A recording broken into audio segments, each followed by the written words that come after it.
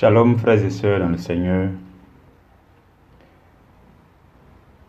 Je bénis le précieux nom de Jésus-Christ de Nazareth parce que nous nous retrouvons et c'est par la pure grâce de Dieu que nous nous retrouvons pour méditer un autre sous-thème en ce jour.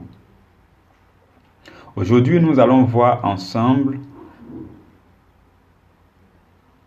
la lutte pratique contre le doute pour préserver notre foi jusqu'à l'exaucement. Donc, ce que nous allons voir aujourd'hui, c'est comment lutter contre le doute de façon pratique. Nous avons vu 4 choses que nous devons appliquer à notre vie pour que tout ce que nous demandons à Dieu, tout ce que nous pouvons espérer en Dieu, vienne à exaucement.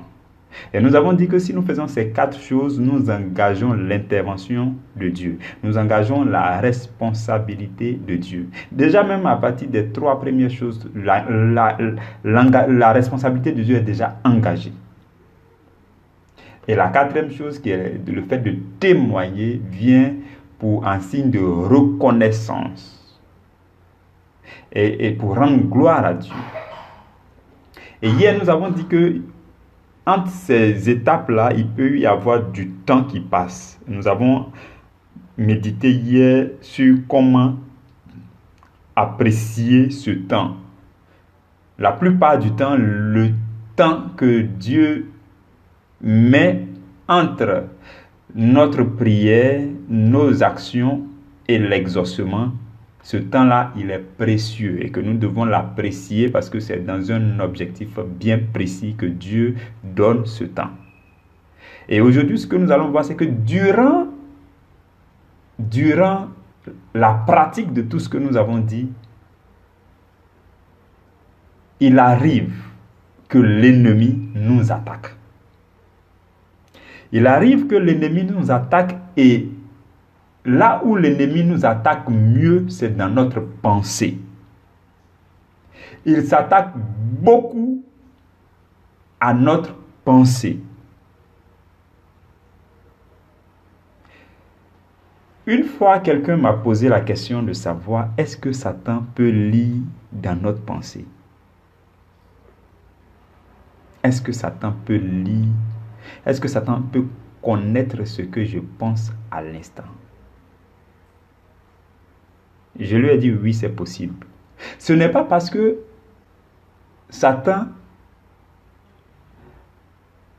est en toi qu'il peut connaître ta pensée, mais il est tellement malin que à travers tes attitudes, les mimiques du visage, les gestes, la façon de faire les yeux, les petits gestes du visage et les petits gestes du corps, il peut lire facilement ce que tu penses à l'intérieur de toi.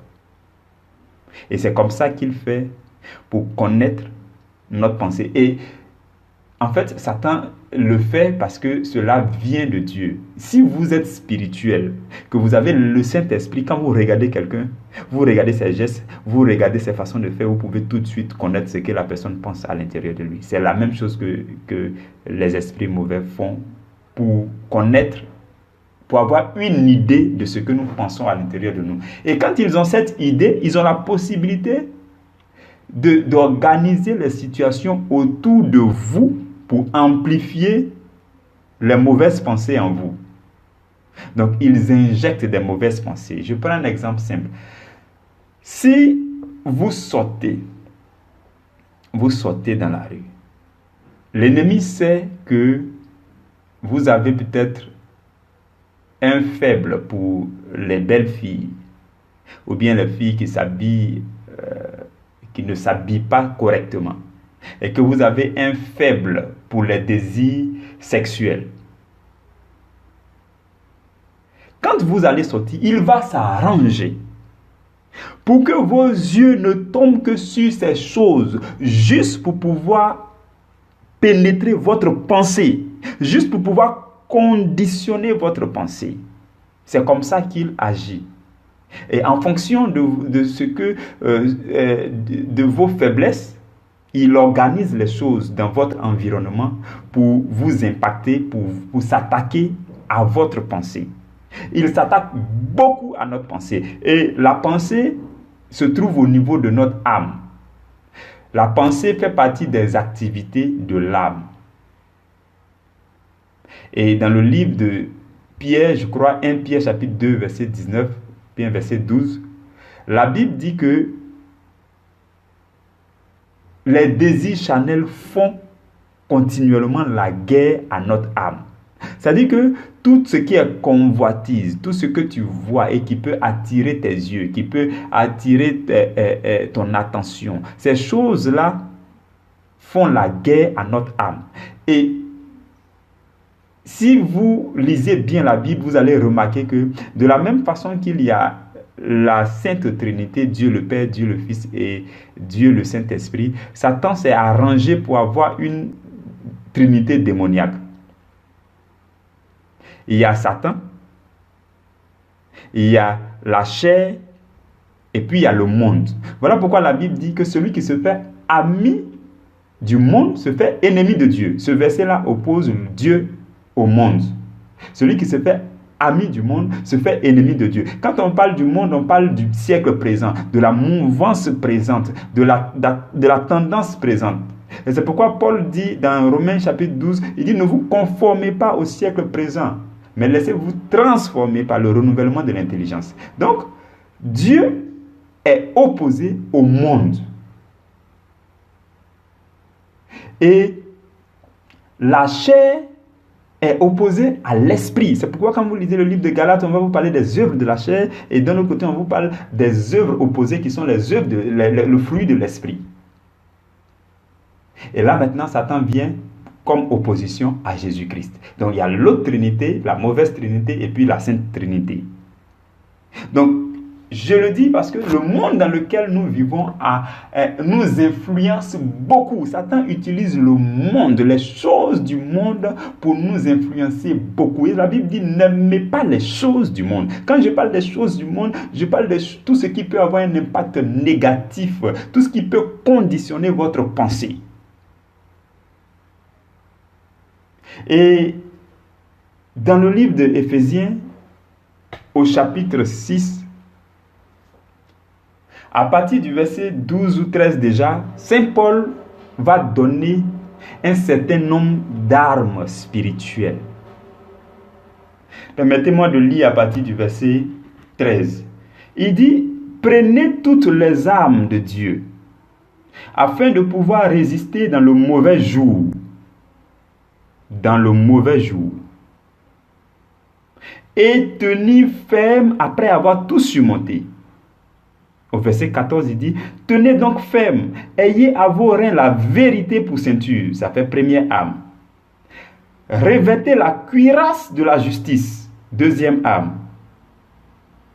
Mettez pour chaussure à vos pieds le zèle que donne l'évangile de paix.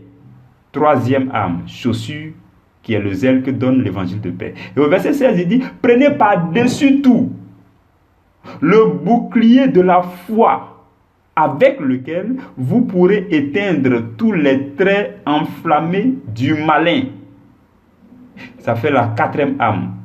Le verset 17 dit, prenez aussi le casque du salut et l'épée de l'esprit qui est la parole de Dieu. Donc le casque du salut et l'épée de l'esprit, ça fait 5 et 6 armes. Et le verset 18 nous donne la septième arme que beaucoup négligent. La septième arme, c'est faites en tout temps par l'esprit toutes sortes de prières et de supplications. Prières et supplications, c'est la septième arme. Aujourd'hui, nous ne parlons pas de l'ensemble des armes spirituelles. Ce dont nous parlons aujourd'hui, c'est seulement le bouclier de la foi. Paul nous demande de prendre par-dessus tout. Le bouclier, pour vous qui avez déjà regardé une armée ou bien les armées anciennes, le bouclier, c'est une sorte de cuvette, une sorte de cuvette en métal qui peut couvrir tout le corps. Donc quand il dit prenez par-dessus tout, ça veut dire que tu peux avoir une arme, toute forme d'arme sur toi. Ça veut dire que tu peux avoir l'épée, le casque, tu peux avoir la chaussure, tu peux avoir la ceinture, tu peux avoir même la cuirasse, tout ça. Mais par-dessus toutes ces armes que tu as revêties, il faut que tu soulèves le bouclier de la foi. Et la Bible dit, dans ce verset 16-là, prenez par-dessus tout le bouclier de la foi avec lequel vous pourrez éteindre tous les traits enflammés du malin. Les traits enflammés du malin. Dans d'autres versions, on dit les flèches de l'ennemi. Ce sont des flèches enflammées. Satan envoie continuellement sur nous des flèches, des traits enflammés. Il nous attaque continuellement. Et c'est la raison pour laquelle nous devons soulever le bouclier de la foi. Les flèches de l'ennemi, pour être pratiques et compréhensibles, les flèches de l'ennemi, ce sont les pensées. Les pensées de doute, les pensées de peur, les pensées de panique, les pensées de stress. Toutes les idées négatives et mauvaises qui vous traversent, ce sont les flèches de l'ennemi. Si vous voulez savoir aujourd'hui c'est quoi, de quoi la Bible parle quand la Bible dit les traits enflammés du malin ou bien les flèches enflammées de l'ennemi, ce sont les mauvaises pensées, toute forme de pensée négative qui vous trouble, qui vous panique, qui vous stresse, qui cause la peur dans votre cœur, c'est ça les flèches de l'ennemi. Et quand il envoie ces flèches, en fait il organise les situations autour de vous pour vous faire avoir une pensée de doute. Il organise les situations de sorte à vous communiquer une pensée mauvaise, à vous communiquer une idée qui fait peur, à vous faire douter de quelque chose en laquelle vous croyez. Si vous avez votre foi, vous croyez en quelque chose que vous avez demandé à Dieu et vous êtes dans l'élan, vous êtes en train de proclamer ces choses, vous êtes en train de mener les actions qu'il faut parce qu'il faut rédiger votre contrat avec Dieu pour que Dieu puisse intervenir et que Dieu soit engagé. Donc quand vous serez en train de le faire, que vous êtes dans la démarche, cela n'arrange pas Satan. Voilà pourquoi, puisque vous vivez dans le monde qui est aussi notre ennemi, les choses du monde qui est notre ennemi, qui sont nos ennemis, nous ne pouvons pas nous en passer parce que quoi qu'il en soit, nous vivons quand même dans le monde. Mais donc, puisque nous vivons dans ce monde-là, nous recevons du monde toute forme de mauvaises pensées. Tout ce que vos yeux vont voir, tout ce que vos oreilles vont entendre du monde peut vous suggérer de mauvaises choses, peut vous communiquer des pensées de peur, de doute. Tout ça pour vous amener à lâcher prise, à abandonner, à douter de Dieu, à ne plus croire en Dieu. C'est ce que Satan fait. Et quand il réussit, quand il réussit à pénétrer vos pensées, et quand vous devenez confortable avec, et quand vous acceptez, quand vous dites, ah, on dirait que c'est vrai. Quand vous le dites net, il a triomphé de vous. Parce que dès que vous le dites, vous venez de souligner que vous ne croyez plus en Dieu. Ou bien vous venez d'indiquer votre doute. C'est ça l'objectif de Satan. Et ces flèches-là nous arrivent tout le temps. Tout le temps. Même votre meilleur ami, même vos parents, même vos proches peuvent dire des phrases qui, rien que pour vous décourager. Souvent, ça ne vient pas d'eux. C'est juste peut-être un geste du visage pour dire que lui ne croit pas en ce en quoi toi tu crois. Et comme tu lui fais confiance, comme c'est quelqu'un que tu respectes, tu te poses la question, mais s'il ne croit pas, ça veut certainement dire qu'il a peut-être raison. Donc quand tu commences à le dire, ça veut dire que toi, ce en quoi tu avais cru là, tu as commencé à douter à ça. Donc faisons attention, les flèches peuvent venir de partout. Voilà pourquoi je vais nous parler maintenant des conditions dans lesquelles nous devons demeurer afin de maintenir le bouclier de la foi élevé. Vous devez demeurer dans la méditation continuelle. Nous avons déjà enseigné sur le fait qu'il y a dans le cœur deux types de trésors. Il y a deux types de réservoirs. Il y a le bon trésor et il y a le mauvais trésor. Et Jésus a dit que un homme méchant tire des mauvaises choses dans son mauvais trésor. Et un homme bon tire de bonnes choses dans le bon trésor de son cœur. Donc, si vous méditez beaucoup la parole de Dieu, le bon trésor sera beaucoup. Le bon trésor va s'élargir et le mauvais trésor va se vider. Si vous voulez chasser les pensées négatives de votre être intérieur, vous devez remplir et bombarder votre être intérieur des pensées positives qui viennent de la parole de Dieu. Il n'y a aucune autre manière de chasser toutes les mauvaises pensées à l'intérieur de vous. Si ce n'est de prendre des bonnes pensées, des pensées bibliques, des versets bibliques, des révélations de la Bible, les paroles réconfortantes, les paroles de foi pour remplir à l'intérieur de vous. En le faisant, tout ce qui est négatif disparaît. C'est pourquoi la Bible parle de laissez-vous transformer par le renouvellement de l'intelligence. C'est un renouvellement, c'est une rééducation, comme nous l'avons déjà dit. C'est un renouvellement de l'intelligence. Vous prenez la parole et la parole bombarde votre pensée. La parole remplit votre pensée. La parole vous remplit jusqu'à réduire à néant tout ce qui est mauvaise pensée. Et alors, lorsque une pensée de doute va vous passer par la tête, vous la reconnaîtrez tout de suite. Vous saurez tout de suite que ça vient de Satan. Non, ça, Satan l'a envoyé pour me faire douter. Non, ce que je viens de voir là veut me faire douter. Ce que je viens d'entendre là veut me faire douter. Non, il n'en est pas question. Et tout de suite, comme vous avez de bonnes pensées abondamment en vous, vous en prenez et puis vous commencez à combattre. En le faisant, vous soulevez votre bouclier de la foi. Les flèches, quand les flèches arrivent, frères et sœurs, je veux que vous suiviez l'image que je veux donner. Le bouclier de la foi, on dit que c'est comme une cuvette que vous soulevez. Quand vous soulevez comme ça, vous vous cachez en bas. Et quand vous êtes caché en bas, les flèches de l'ennemi peuvent toucher. Quand ça touche, ça peut vous faire trembler un peu. La flèche ne vous atteint pas, mais ça touche le bouclier. Mais quand ça touche le bouclier, vous sentez qu'il y a une flèche qui vient d'arriver. Mais la flèche ne va pas vous atteindre et ça va retourner. Parce que votre bouclier de la foi est élevé. Donc si votre bouclier de la foi est élevé, ça ne veut pas dire que vous êtes quand même un homme. Il peut arriver que des pensées de stress vous traversent. Mais dès que ça vous traverse, vous savez que quelque chose vient de toucher votre bouclier de la foi. Et comme votre bouclier de la foi est bien soulevé, vous savez que ça ne peut pas pénétrer votre âme. Vous devez refuser qu'une mauvaise pensée entre et s'assied à l'intérieur de vous. Une mauvaise pensée peut vous traverser l'esprit. Mais dès que vous l'avez reconnue comme une mauvaise pensée, chassez-la. Faites-la retourner. Cette flèche qui vient de toucher votre bouclier de la foi doit retourner à celui qui l'a envoyé. Vous ne devez jamais laisser une mauvaise pensée s'asseoir en vous et prospérer en vous. Si vous acceptez une mauvaise pensée, une pensée de doute, une pensée de peur, rentrer en vous, s'asseoir et faire sa demeure et prospérer en vous, vous allez être conduit au désespoir. Parce que Satan envoie les pensées de doute pour nous conduire au désespoir. Alors que la parole de Dieu vient pour entretenir notre foi, pour qu'on puisse entrer en possession de ce que nous avons espéré. Frères et sœurs dans le Seigneur, ce que la foi est pour l'espérance, c'est ce que le doute est pour le désespoir. La foi est censée agir afin que tout ce que nous avons espéré vienne à l'existence. Mais à l'opposé, il y a le doute qui vient agir pour nous empêcher de voir ce que nous avons espéré. Nous ne devons pas lui permettre. C'est pourquoi la Bible dit que quand vous lisez la Bible, vous allez voir garder la foi, garder la foi. La Bible dit, nous ne sommes pas de ceux, dans le livre de Hébreux, je crois chapitre 10, la Bible dit, nous ne sommes pas de ceux-là qui abandonnent pour s'égarer, mais nous sommes de ceux-là qui gardent la foi. Qui gardent la foi jusqu'à la fin. Donc, il est une chose que de croire, et il est une autre chose qui est de garder la foi.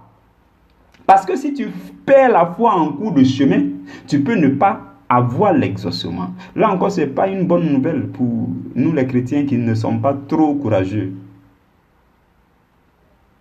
Si vous ne gardez pas la foi jusqu'à la fin, si vous ne luttez pas contre les mauvaises pensées, si vous ne les chassez pas, si vous ne proclamez pas la parole de Dieu sur ces mauvaises pensées, afin de les réduire à néant, ces mauvaises pensées vont entrer en vous, s'asseoir, prospérer et vous remplir. Non, cela ne sera pas votre cas au nom de Jésus. Notre travail en tant que chrétien, c'est de défendre notre foi.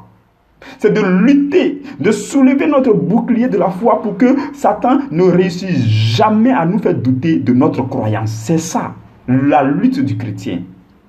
Vous ne devez pas laisser une pensée de découragement. Non, vous avez commencé une entreprise. Vous savez que dès le départ, c'est une pensée de Dieu, un verset biblique qui vous a inspiré et puis vous avez eu l'idée. Et dans la méditation, Dieu vous a dit que vous pouvez aller jusqu'à la fin. Tout est déjà clair, mais vous ne savez pas comment prendre les pas. Mais vous croyez que ce projet va aller jusqu'au bout. Et donc, vous êtes en train de développer votre intimité avec le Seigneur pour qu'il vous donne les pas, pour que vous puissiez marcher dans la direction qu'il a montrée. Vous êtes en train de faire ce travail et tout à coup, brusquement, soudain, il y a une pensée mauvaise qui vient. On vous dit non, le système économique actuel, non, ne peut pas te permettre de faire ceci. Non, c'est compliqué dans tous les pays. Non, et toutes ces pensées qui viennent du monde ne viennent que pour te plonger dans le stress, dans la panique, dans le doute, pour que tu abandonnes. C'est contre ces choses que tu dois lutter. Tu lèves le bouclier de la parole, tu rentres dans la parole, tu dis Seigneur, ce sont les réalités du monde. Les réalités du monde n'ont rien à voir avec la vérité de Dieu. Ta vérité m'a dit que je peux y arriver. Ta vérité m'a dit que 1000 tombent à ta gauche et 10 000 à ta droite, toi tu ne seras jamais atteint. Que 10 000 ne réussissent pas de tel projet. Que 1000 ne réussissent pas, moi je vais réussir. Ça c'est ce que Dieu t'a dit. Et tu dis à Dieu, Seigneur, je sais que c'est toi qui me conduis. Tu me montreras les actions que les hommes n'ont jamais menées et que moi je vais mener pour y arriver. Parce que je veux glorifier ton nom. Parce que je veux avoir un témoignage à brandir. Parce que je veux qu'on parle de toi lorsqu'on va dire, on va voir mes actions. C'est ça, c'est comme ça qu'on doit lutter contre les mauvaises pensées, frères et sœurs. C'est des choses pratiques. Et la Bible dit que l'ennemi rôde comme un lion rugissant cherchant qui dévorer. Et tout le temps, il rôde. Il va vous envoyer des pensées de doute, des pensées. Même lorsque vous finissez à peine de prier, après avoir bombardé sur lui, après avoir rejeté des pensées négatives, il revient encore. Il se déguise, il revient, il se déguise. Vous devez permanemment soulever votre bouclier de la foi. Si vous êtes... Le temps n'est pas trop long pour que je vous donne un petit témoignage, mais je vais le donner quand même. Au début, à un moment donné de ma vie où je développais vraiment ma foi avec le Seigneur, matin quand je sors pour aller au boulot, lorsque je suis au volant, il m'arrive d'avoir des pensées du genre des accidents. La dernière fois dans la presse, ils ont parlé de tel accident sur l'autoroute. Non, mais si tu ne roules pas bien, tu vas faire accident. Non, mais en fait, ce genre de pensées bizarres-là étaient encore dans ma tête. Jusqu'au moment où je m'en rends compte, lorsque le Seigneur m'a donné l'enseignement sur le bouclier de la foi que je dois soulever à chaque instant. Même si c'est chaque seconde que les flèches arrivent, il faut que le bouclier de la foi soit levé chaque seconde. Donc, j'étais là et toutes les fois, je me retrouvais en train de dire, au nom de Jésus, ça ne peut pas arriver. C'est-à-dire que je suis là et puis je parle au nom de Jésus, ça ne peut pas arriver. Non. C'est-à-dire que dès qu'une pensée mauvaise me traverse, je suis au nom de Jésus, ça ne peut pas m'arriver parce que les gens ils sont dans cette voiture. Non, Jésus est avec moi dans cette voiture. Au nom de Jésus. Et je faisais ça constamment, frères et sœurs, jusqu'à ce que les pensées là disparaissent. Quand je sors sur l'autoroute, il m'arrive des fois, je disais aux gens, quand je sors de mon bureau, je roule jusqu'à la maison. C'est quand je suis en train de garer au parking que je me rends compte que j'étais au volant. Par moment, j'oublie que c'est moi qui suis en train de rouler la voiture. Je ne suis même pas dans la voiture. Mon esprit est ailleurs. Qu'il y ait embouteillage, qu'il y ait des bouchons, qu'il y ait quoi que ce soit. Je ne suis pas dans la voiture, mais je suis assis et je suis ailleurs.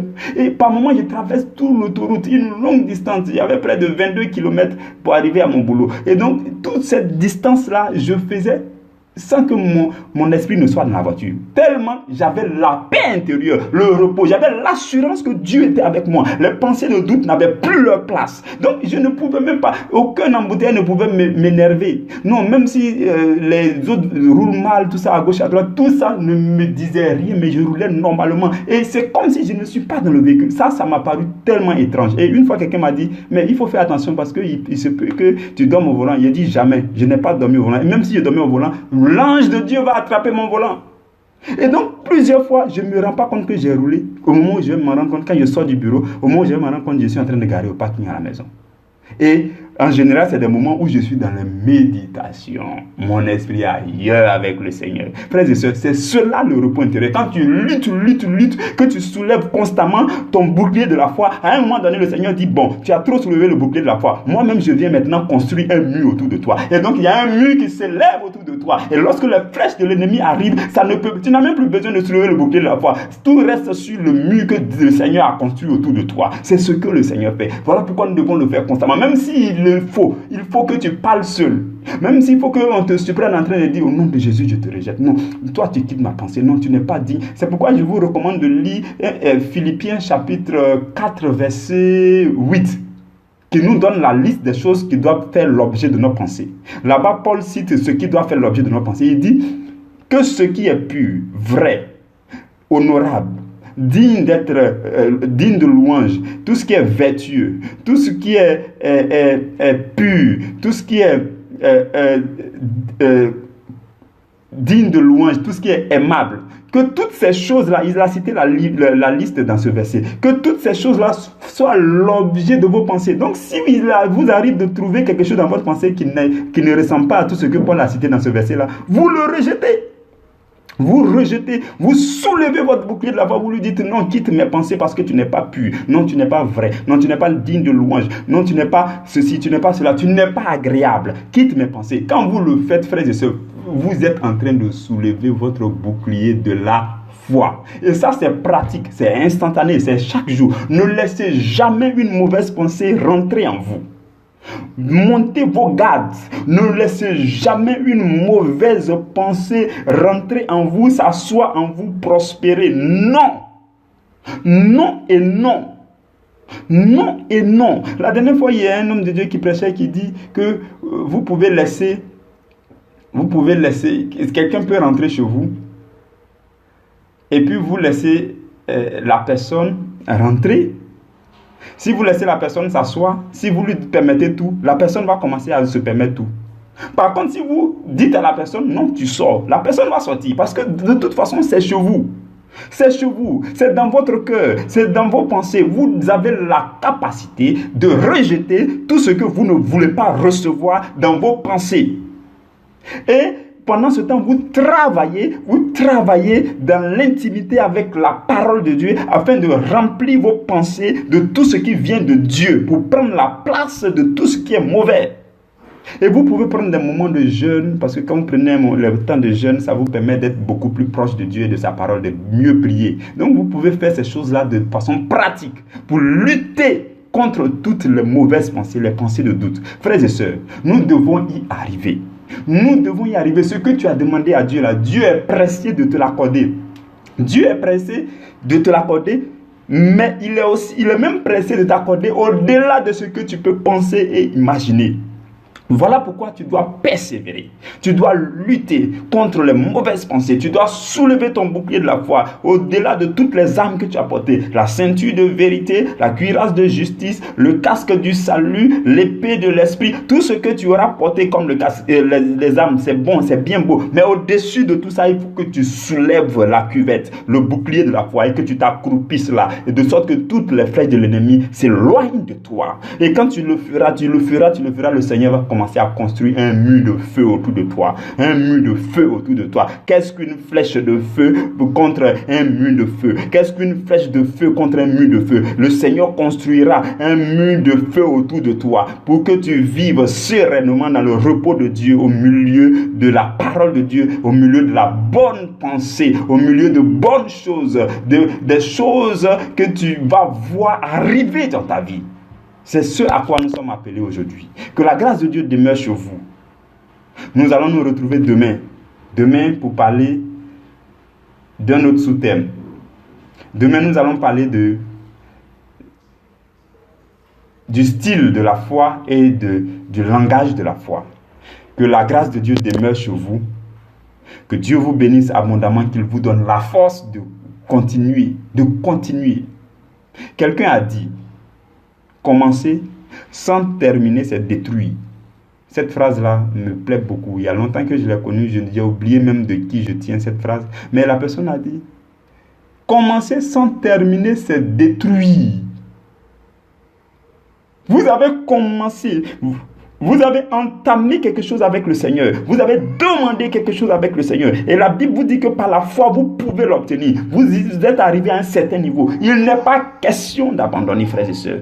Il est question de tenir ferme dans la parole, de prendre vos racines dans la parole de Dieu afin de grandir et devenir un grand arbre. Et je vous le dis, le monde entier, les gens à travers le monde, les familles à travers le monde viendront pour faire leur nid dans vos branches, dans le puissant nom de Jésus.